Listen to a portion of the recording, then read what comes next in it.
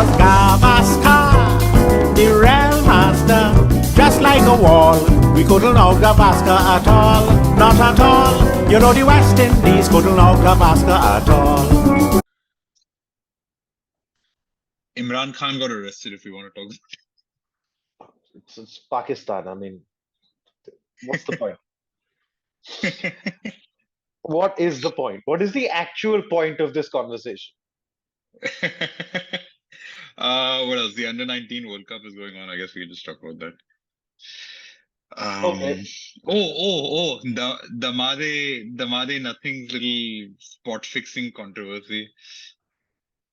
Is he still playing in the BPL? He's still playing. He's been cleared of whatever. Okay. It's not Damade Nothing, it is Damade Kuch Nahi. Damade kuch nahi. Okay. Okay. And on that very happy note, welcome to the No Balls Cricket Podcast. We've been talking shit for the last few minutes, as per usual.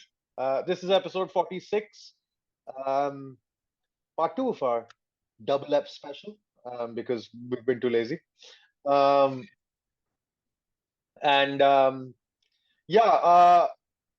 Forget everything we spoke about in the last episode, Yeah. because I swear to God, none of that matters. With that in mind, let's swing into the roundup.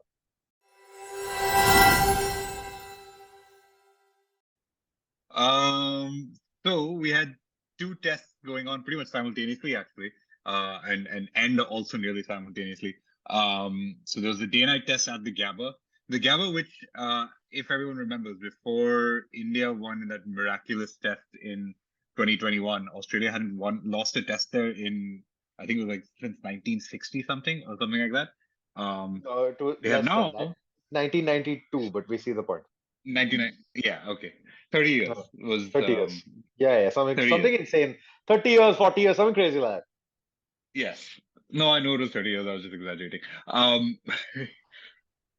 Point being, after having lost to that sort of callow Indian team at the time, full of so basically this seems to be the formula to winning at the Gabba. Have a lot of your senior players not available, injured, whatever. Pick like a young, inexperienced team.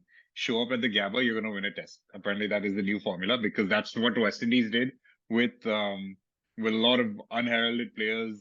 The entire squad for the Australia series was a bit of a rejig of the test setup for them. But they backed those players. Shamar Joseph just had a great debut series, and thanks to that, the West Indies pulled off an amazing win at the Gabba and drew the Test series 1-0. Hey, I have a question for Mr. Ian since Shamar Joseph is Guyanese. Where the fuck is Barakara? We should probably ask him. We should probably ask him. Anyway, Yeah. that is providing that remains Guyanese territory over the next few months. Let's not talk about. Is there some border dispute I'm not aware of? Yeah, so apparently Venezuela wants to invade. And the area they're planning on invading is pretty much half of the country. Okay, I think the cricket team might struggle in that case.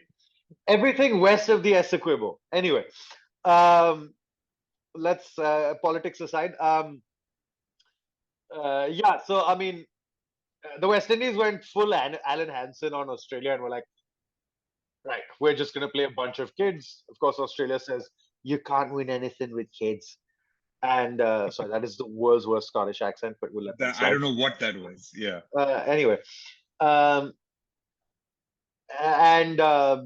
just what the hell happened, man?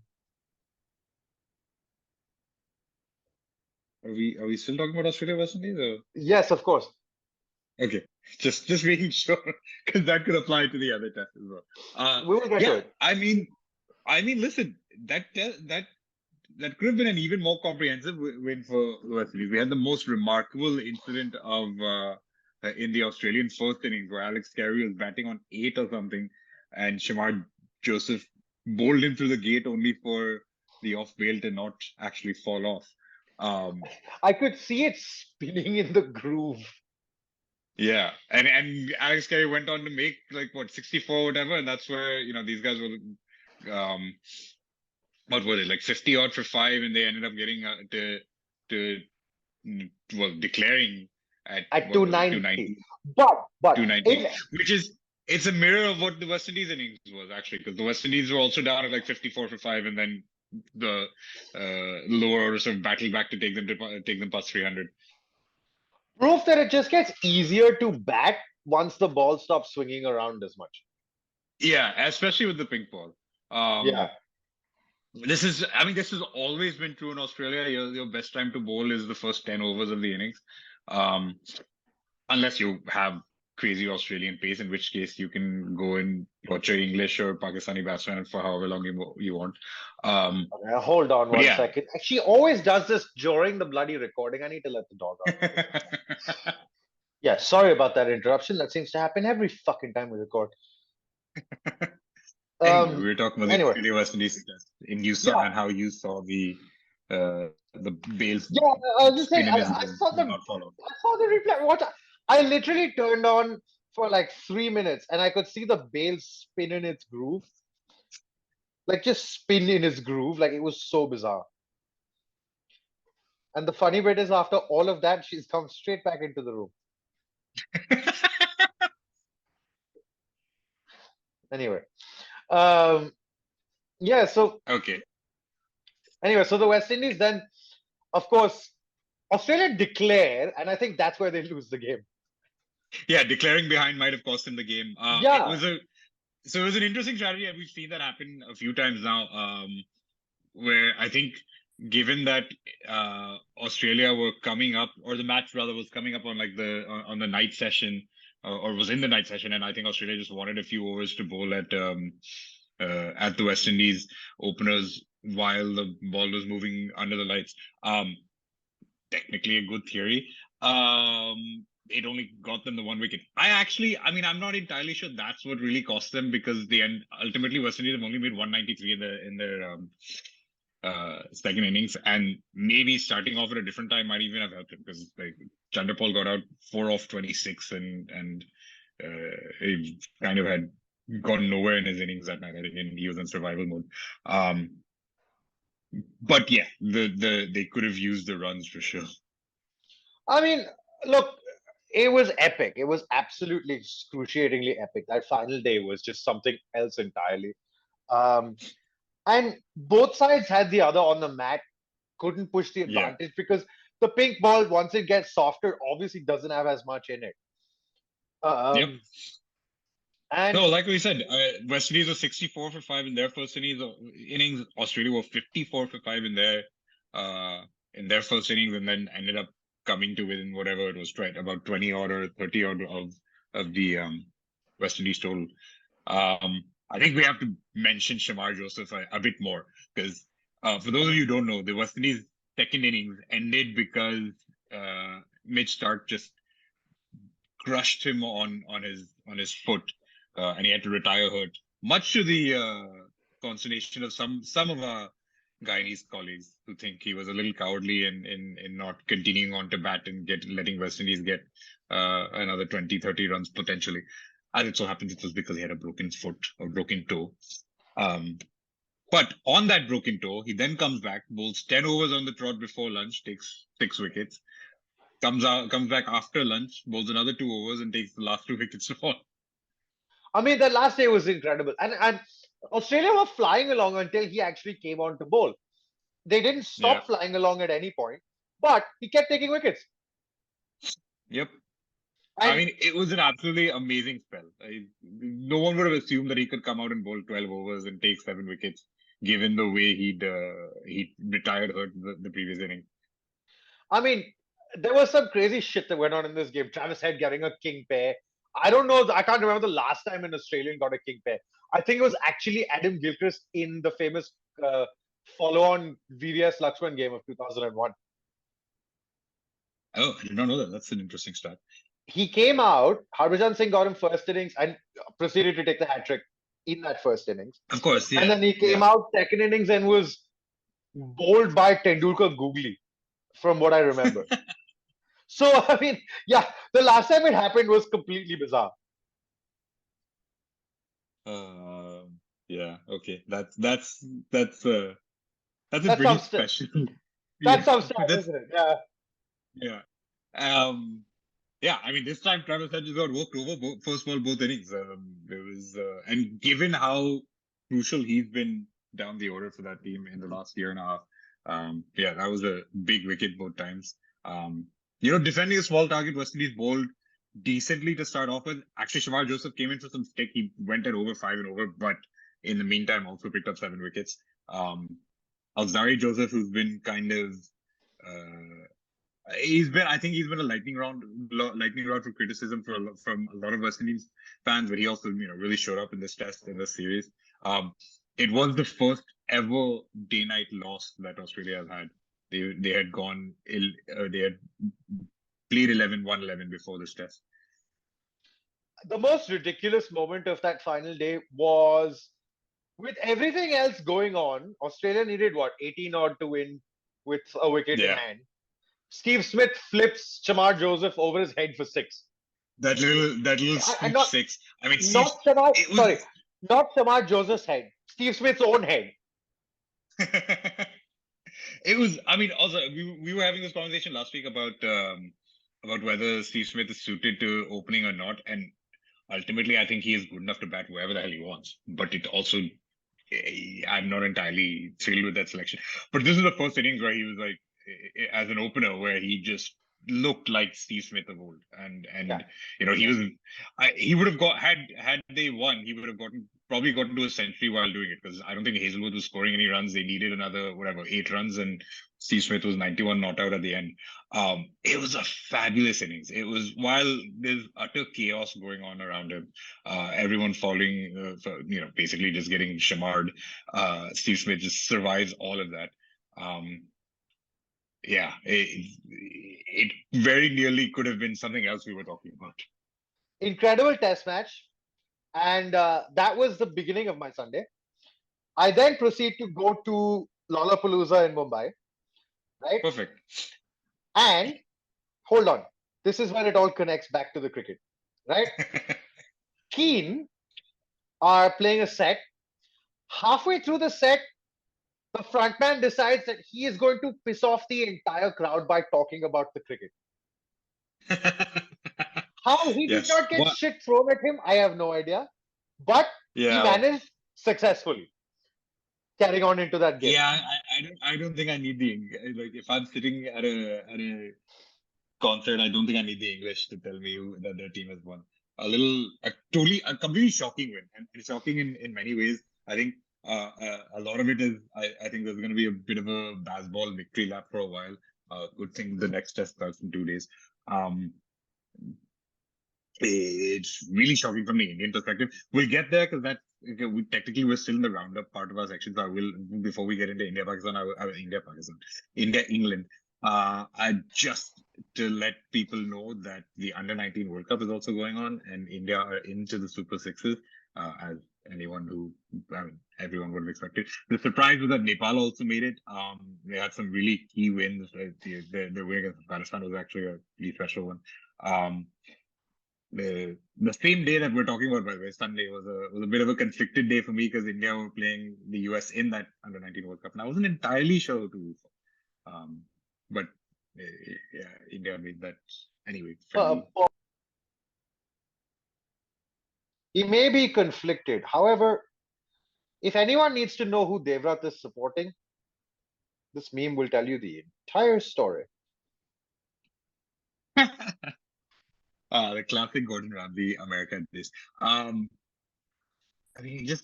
Actually, you know what? I'm not going to clarify the record here. I was going to make it clear who I was supporting, but actually, it's fine.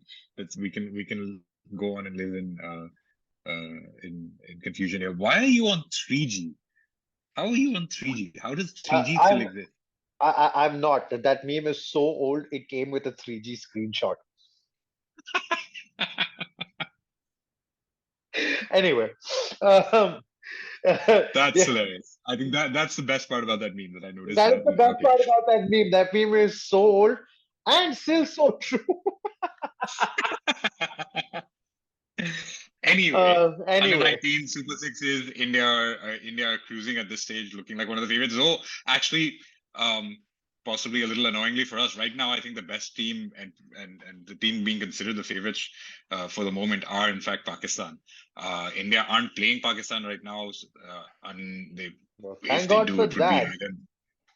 Yeah, if they do, it would either be in the semi-final or the final. So that's, of course, that's not going to be dramatic at all. But yeah, Super Sixes remain ongoing. Yeah. The best game of that tournament that I saw so far was England versus the West Indies. I think it went down to like they won with 2 wickets to spare or something, and they had 10 overs like left. It was ridiculous. The West Indies won, by the way, not England. Yeah, that one you really did need to clarify because I don't think it's very. When you talk like that, I think people are just going to assume England won. Yeah. The West Indies won, not England. Anyway, under 19 World Cup's England ongoing. are almost crashing out of that tournament, by the way. They lost to Australia earlier today, and yeah, they're pretty much on the brink of elimination. Yeah. Right. So that pretty much sums up our roundup. There's not much else that's gone on. Some random T20 as usual, but yeah. Yeah. Do we want to talk about Shoaib Malik now or at the end? We always save Shoaib. The juicy part's always for the end. Okay, fine. We'll talk about Shoaib Malik at the end. Yeah. Right. Now onwards into our main segment. We are going to talk obviously about India versus England.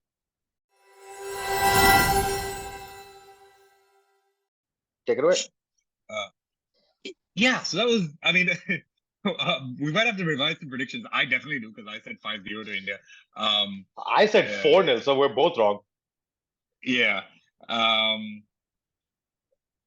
It was all right. It was one of the more shocking results I've seen in Indian cricket recently. I know that England came to India in 2021 and also won the first test of that series before, of course, we sort of righted the ship in the next 3 tests. This one was even more shocking because even after having seen what they did on the last day of the test, I will still say that this is probably one of the worst spin attacks we've seen visit Indian shores. But the Indian batting and bowling kind of collapsed in the 3rd and 4th innings. As much as this is a win for England, and England probably shaded it deserved to win, right? This was more a case of India losing the game. Yeah.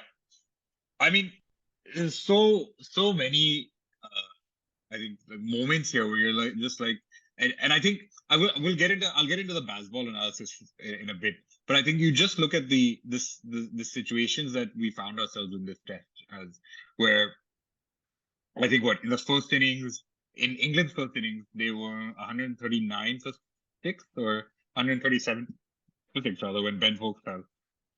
They've gone on to make another 90 runs to get before getting bowled out. Stokes to sort of marshal the tail with Rehan Ahmed and Tom Hartley, which was kind of a harbinger for what happened in the second innings, where again, we had them at 163 for 5, and then somehow they've gone on and made 420. It's the India template actually, where the top order sucks, and then Akshar Patel and Jadeja and Ashwin come in and somehow put on another 300 runs or whatever. They effectively did the same thing. I mean, one great innings from Ollie Pope, but it's just the fact that you couldn't take the last 5 wickets it cost nearly 260 runs for those last 5 wickets on a day 3 and day 4 pitch.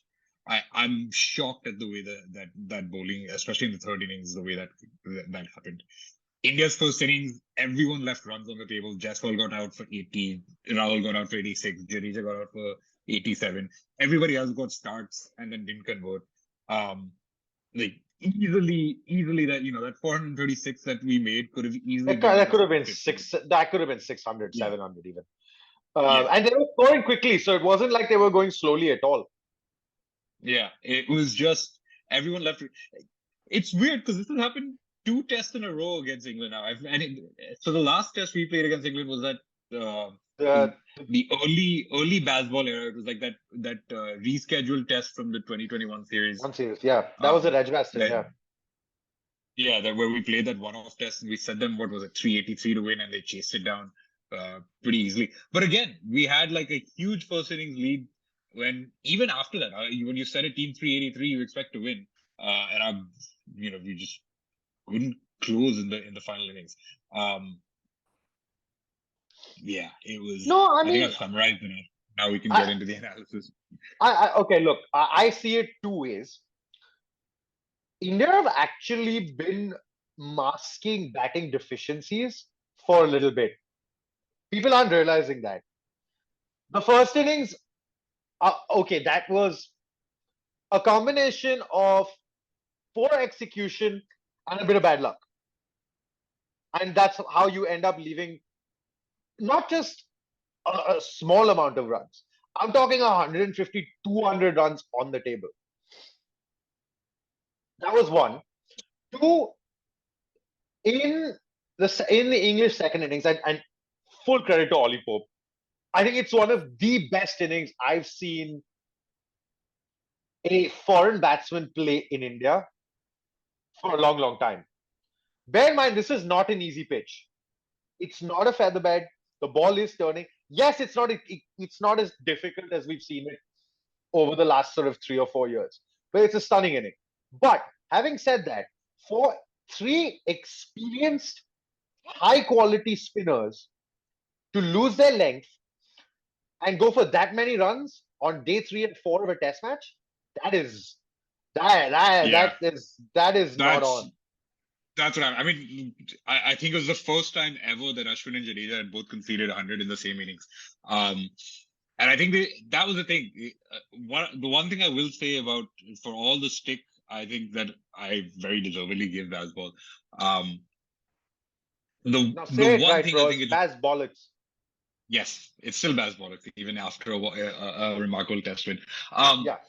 The one thing that really works, the one thing it does that really works, I think, is just it gives them the batting approach, especially just a clarity in thought and strategy. They decided, you know what, we're gonna hit bowlers off their lengths with the reverse sweeps. And a lot of the talk around it was really dumb. Honestly, it was like Ben Duckett saying, "Oh, the reverse sweep is like a defense shot for me." Like, obviously the biggest annoyance with baseball is that everyone just talks too much. But in this particular innings, we've seen a lot of visiting teams come to India, have this sort of set strategy. Oh, we're going to sweep a lot. That's going to knock the Indian bowlers off their lengths, whatever. And it hasn't really worked. I think this particular tactic of the reverse sweep, especially, Ollie Pope and Ben Duckett employed it really well. And yeah, just Ashwin, especially Jadeja and Akshar as well, just didn't have a counter to it for a long time. They just couldn't figure out. And I think that's the one thing where I feel like the test series is still probably going to head India's way, because I think these are just, Ashwin especially is too good a bowler to get beaten by a tactic that easily, that he doesn't have a comeback for it for the next 4 tests. But for this test itself, yeah, everyone was just short of ideas during that third innings, where it's like once Ollie Pope's reverse sweep started, But connecting, and he actually, yeah, and early on in his innings, he wasn't doing that well with it. He was getting away with some no, fairly loose yeah, shots on that yeah, reverse sweep. yeah. But once he started like measuring and timing those, the Indian bowlers had no answers, which was shocking, because Ashwin is like probably the greatest problem solver we've seen in Indian bowling.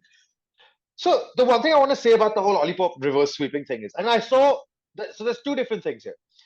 There's a technical aspect to it, which I think they got perfect. So the last time a team tried to come to India and just sweep their way out of trouble, Australia lost a test match in a session. Okay? Yeah. They tried to sweep everything meaning everything. Every second ball was trying to be swept. Every ball was on the stumps. They kept missing, kept getting bowled in LBW. What Ollie Pope, and I didn't watch too much of Ben Duckett, but I did see a lot of Ollie Pope's innings. So what I can say Pope did really successfully is that, I don't know if the stats will back me up on this, but this is just from my personal observation. The majority of the balls that I saw him sweeping were either on leg stump, where he would play a conventional sweep, or well outside the off stump, where he could then reverse without any danger of being out bowled in LBW, which is where the sweep becomes dangerous, when the ball is on the stumps.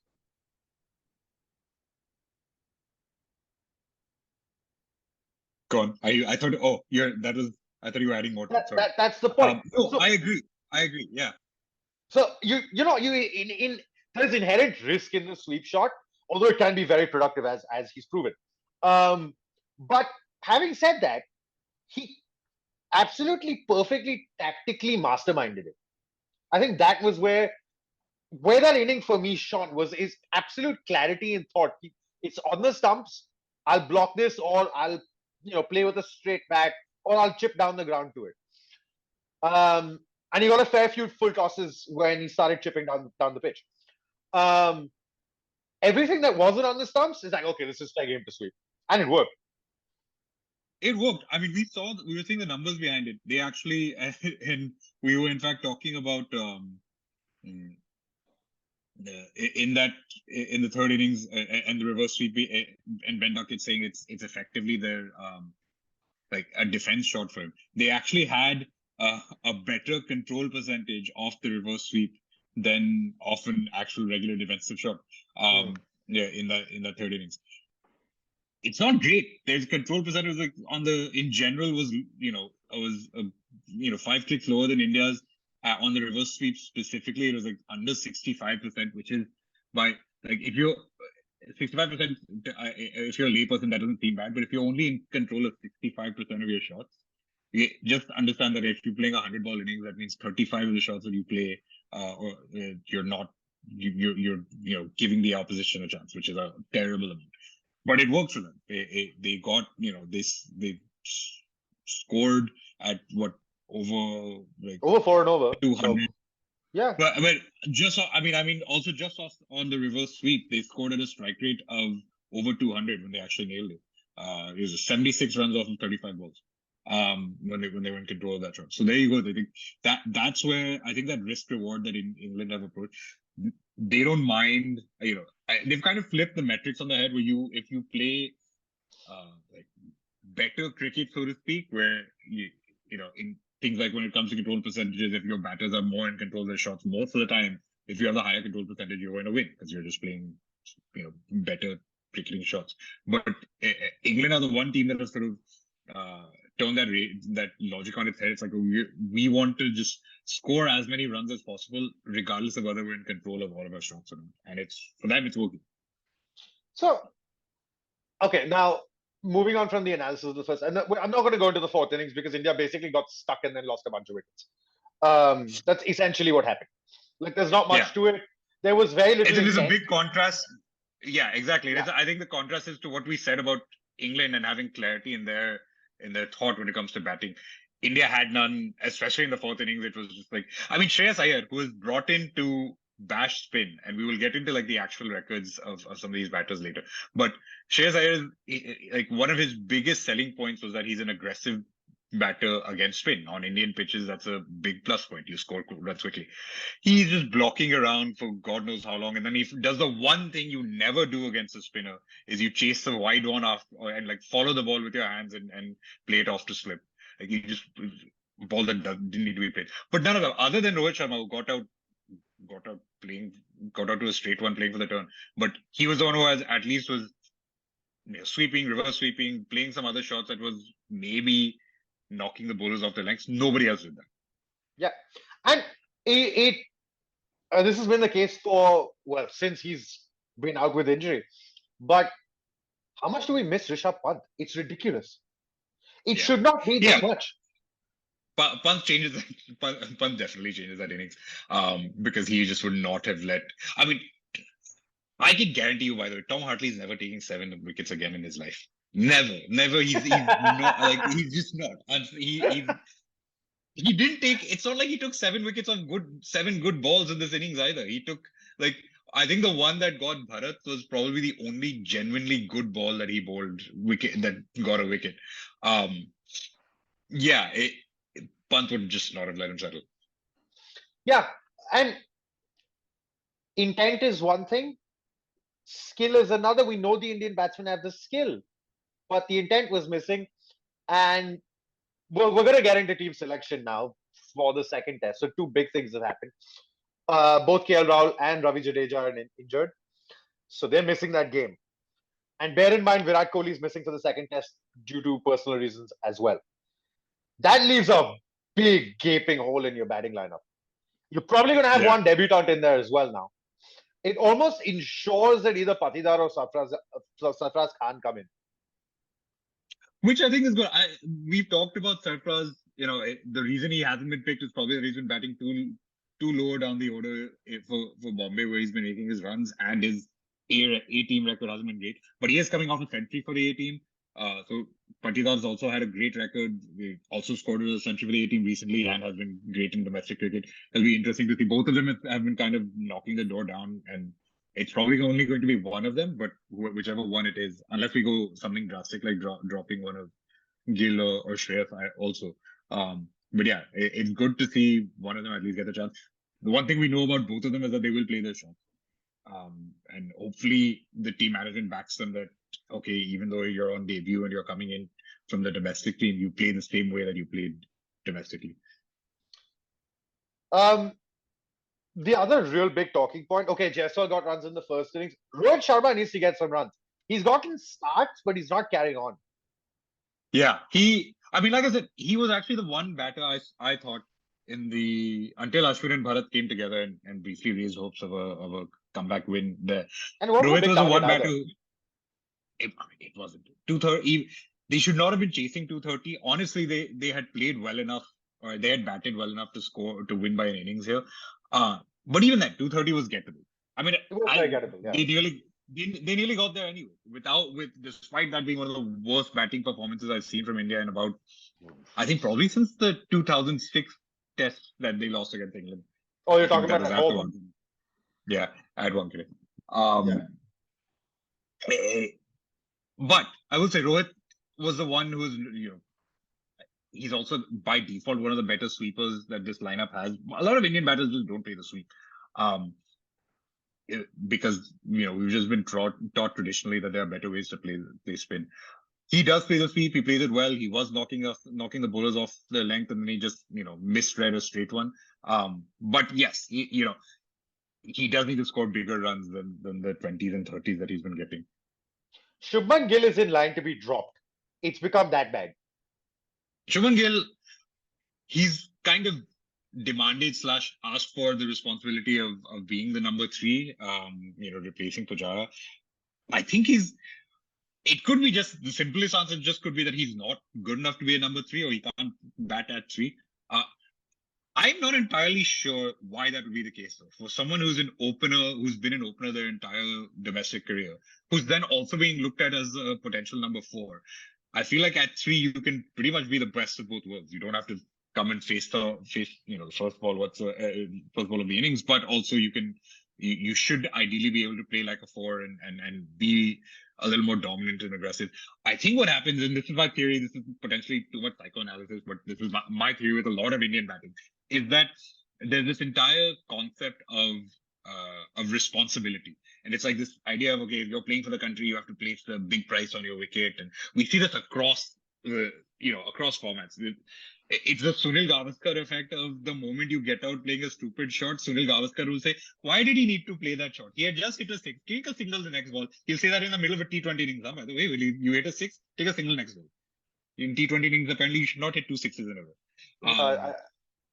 I think that's a bit rich. But anyway, we all get your point.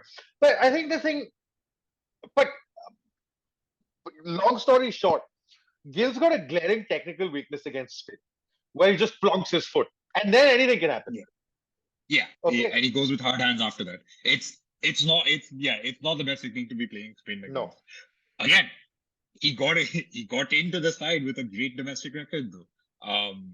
And yes, with the same technique, and obviously you still have to work on your technique even after you get into international cricket. But I get that he scored a lot of runs in domestic cricket, but we have to bear in mind that domestic cricket's actually played on, ironically enough, far better wickets than we see in Test cricket in India. And the thing is, with the length and breadth of the country being as broad as big as it is, you get various differing conditions wherever you go. So, and remember, Gill played most of his games for Punjab up north on a fairly good batting wicket in Mohali. Mohali has, it does offer a lot to pacers traditionally, but it also has been a fairly spin-friendly track. The thing is, I think the thing with Mohali is, the Ranji Trophy is mainly played peak season, so between the end of November and the beginning of February, which is when That's also the coldest time of year. So you will, especially if you go up north, that's when you're going to get the most help for seamers and least for spinners, ironically. Which is why he was such a good batsman when we went to Australia. It didn't think that Australia, yeah. that batting experience didn't really help him in England. But yeah, he seems suited to those pacey, bouncy Australian wickets. Yeah, Look, I think he does need to. I think we're getting very close to having to make a call on him. Maybe he goes back to domestic cricket, works on his technique. He's got loads of time. He's got only 23, 24. Yeah, he's It's got not, loads of time. And in fact, there's no doubting his quality. yeah. But yeah, that brings us to the other point, which is Shreyas Iyer, who's I would still say he's probably the best fit for the kind of pitches that we play on. But if he doesn't come out swinging, he doesn't have the defensive technique to survive for too long. He kind of, and also, again, someone who bossed domestic cricket. He was averaging close to 70, I think, and at a strike rate of like 80 odd or something. So he was very clearly too good for Ranji Trophy at that point. But his runs in international cricket have come against Bangladesh, Sri Lanka, New Zealand, but New Zealand in India. Whenever he didn't do well in the Australia series, he so far in at least his 2 innings here. I mean, he got his start in the first innings, but it didn't do great in that series. Didn't do great in that test either. He hasn't really shown it against like the top quality of international cricket. And of course, that's without getting into his issues against fast bowling, and those issues have been exploited.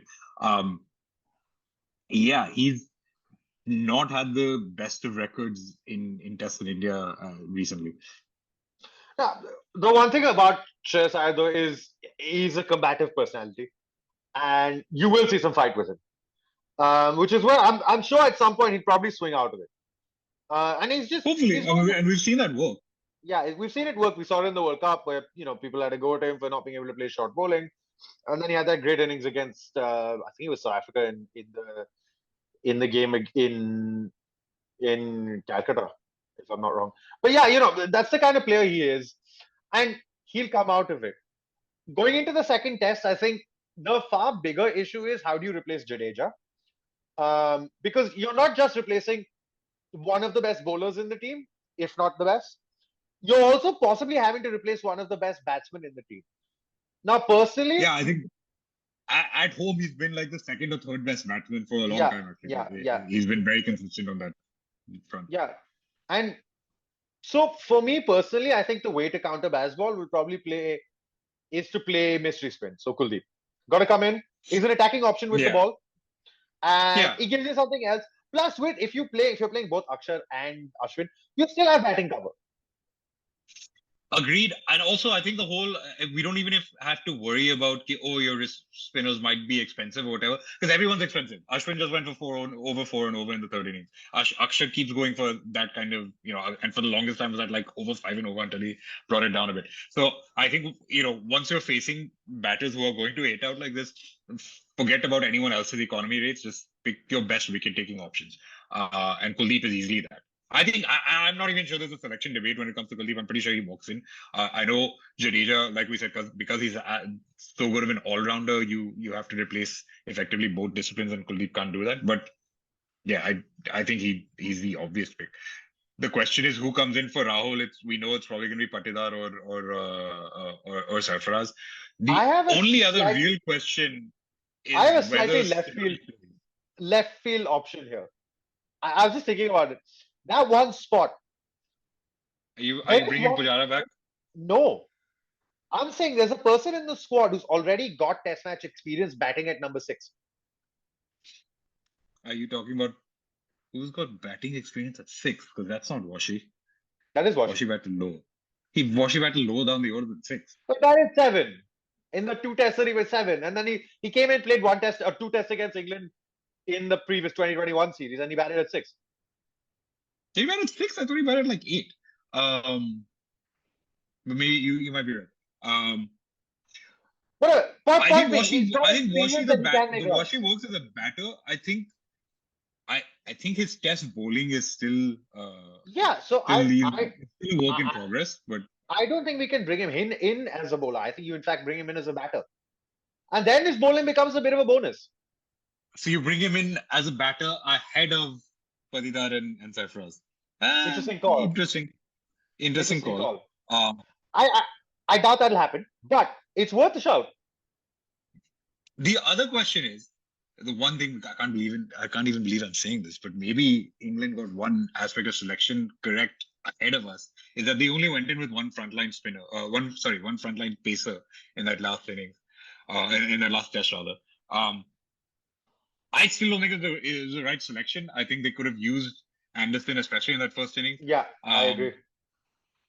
But they made it work for them. I don't think, I think they got the right result from the wrong process there. But if you want to be result oriented, maybe you drop Siraj, and that's where you bring Washi in, and you still have Patidar or Sarfraz come in, and you have Kuldeep. It gives you three frontline spinners plus Washington. Anyway, you can go ahead and open the bowling with Ashwin. Keeps your batting lineup as strong as it is currently. Batting till 9 effectively with only Kuldeep and Bumrah who can't bat. It's a bit of a stretch, and I think you weaken the bowling far too much with that, and especially because the other real problem I had is that I don't think Siraj bowled anywhere near enough in that second innings. Well, that's my point. If you're not going to bowl him that much anyway, you may as well get someone who can offer, more, offer something else somewhere else, right? Like if you have Washi, that means you're going to get some amount of batting output. And if he's going to bowl the same number of overs, maybe close to towards Siraj, 11 overs in a test? I'm sure if all he's going to bowl is 11 overs, we can replace that with Washington. That's fine. So what I actually think is going to happen is Kuldeep will come in and Patidar will come in, and they'll keep everything else pretty much the same. That's the most logical thing. I'm just thinking if they want to go a little left field, I actually like the call of Washi. I love Siraj, but I don't mind seeing him. If he's not being used, then what is the point of him being out? So Vizag is supposedly, according to Cricinfo, going to be a little bit more seam friendly than Hyderabad. But what they mean by seam friendly is basically it's going to be flatter. Hang on. Let's also be very clear. The most annoying part of it, and this is actually something we wanted before the series started, but now having seen the first test, we don't want this anymore. What's really going to happen in this series is now that they've lost the first test, they're going to prepare the biggest raggedy turner. We're going to get the biggest turners in the world for at least I don't think you would do a turner in Dharamshala, but at least the next 3 tests we're getting we're getting like Ahmedabad indoor level, which my personal preference is you don't need to do that simply because our spinners are better, first test showing aside, and the moment you make a pitch more spin friendly, you kind of reduce the gap in that quality. Because if you put out a wicket where Joe Root can go and take 5 or 6 wickets, then you're not letting quality show. Anyone can come in. He got 4. He was probably their best spinner. He got 4 in the first innings in the last test as well. Yeah, but okay, there's a difference between that and his 5 for 8 or whatever it was at Ahmedabad. He was getting tonked here and then also picked up 4. So Joe Root in the last test could be considered a decent spinner. Joe Root at Ahmedabad was basically Michael Clarke from Mumbai all those years ago. Yeah, exactly. We the way we created that reputation that Michael Clarke could be an effective bowler in India because of one innings when every other innings he wasn't. That's what we've done with Joe Root. That's what we risk doing again with preparing that kind of pitch. I honestly don't mind. A, because I love the English whining, and B, because it is honestly ultimately it's worked for us. Yes, we've lost the one-off test to. We lost a test to England last time around. We lost a test to Australia last year, but these are series we won 3-1, 2-1. We're looking for ideally a 4-1 win here. If it works, it works. I'm fine with that. But I think we would be better off not going down that route and just letting Yeah. Ultimately, we are the better side, and I think if we have the same clarity and thought and strategy, I'd rather enable that than just be like, okay, well, we'll be able to get a few more runs on this turning pitch than they will. So flip it over. I think England, bearing in mind Jack Leach obviously is not playing. He's the one injury Yeah. concern for them. I think if they really look at that test match, their strategy didn't work for a very large part of it. And I think the one change that they'll probably make, or at least what I am assuming they will do, and I could be completely wrong here, because BazBollocks doesn't make any fucking sense anyway. Is that James Anderson comes back in for Leach. So they play the extra seamer. I think they might. I mean, there's been hints. Unless the pitch is definitely looking like a seam-friendly one, there have been hints that they might even go for an all-spin attack, which would be hilarious, by the way. I can't imagine England going So all. you know what? I think at this point, anything's fucking possible. I'd love to see it. I think most likely what happens is that Shoaib Bashir comes in for Jack Leach. Then whether they rotate their quicks, whether it's Wood comes out for Anderson or Ollie Robinson, that's I think is more likely. I think they than them going with two quicks. Personally, I prefer to see. Joe Root has never bowled this much, by the way. What did he bowl? 50 overs in that test match? Bowled 50 overs in that test match. He's your premier batsman. I don't think you want him to be bowling. You want to rely on him as a 50 over a test match bowler.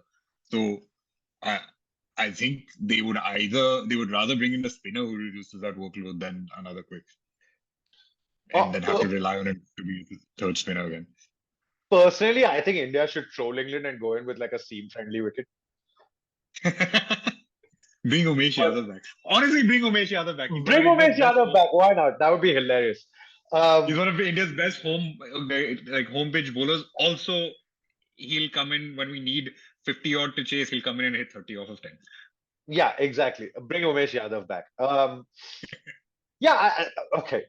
That's what it is. I still think India would probably win the series, but I think England just created that a little bit of doubt. Little bit of doubt. I gotta say, as good as they were in the first test, I do think it was a bit of an abnormality, and I think we'll see it reverting to type in the second test.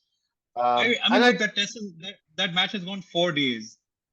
England have maybe outplayed Australia. England have maybe outplayed India for like maybe a day out of that, a day and a half, maybe. Yeah, a day and a half. And it just happened to be the most important part of the test, and they won. England, I think India should just back their quality. They know that there are things that every player needs to work on, but as long as everyone plays to their, not even to their best, but just better than they did in the first test, they should still win the series handily. Yeah, I agree. I tend to agree with that. Okay, do we have a no balls award this week?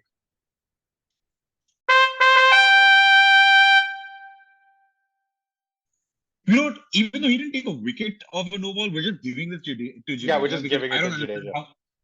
I do not understand. How can it so many no balls? 7 no balls. I don't get this. Hang on. Thanks, fuck, he didn't take a wicket off of anyone. Hang on. Bear in mind that this entire podcast is named on the fact that a spinner bowled a lot of no balls. No. It's named after a spinner taking a wicket of a no ball. But I don't. He didn't take one. He took like 3 that day. But yeah, we get the point. 6 no balls in an inning, 7 across the match. It's shocking. I don't understand how that's even possible. Jadeja's kind of a serial offender there, but I don't get how he does it. I also have to give a no balls award to Keane. Because who the hell just trolls India in the middle of a concert, bro? I will give him. Honestly, that's fair. I think that's a pretty fun thing to do. I gotta give them props for that. Listen, I'm sorry. If I were performing in England on, say, on the day they lost to France in the last men's World Cup semi-final, I would have trolled them hard. Yeah, I would have made sure that every one of them left that concert hating me. Yeah. But it came about an hour after the game ended. And no balls award, Keen, you guys win. And you know what? Everybody's changing, and I just don't feel the same.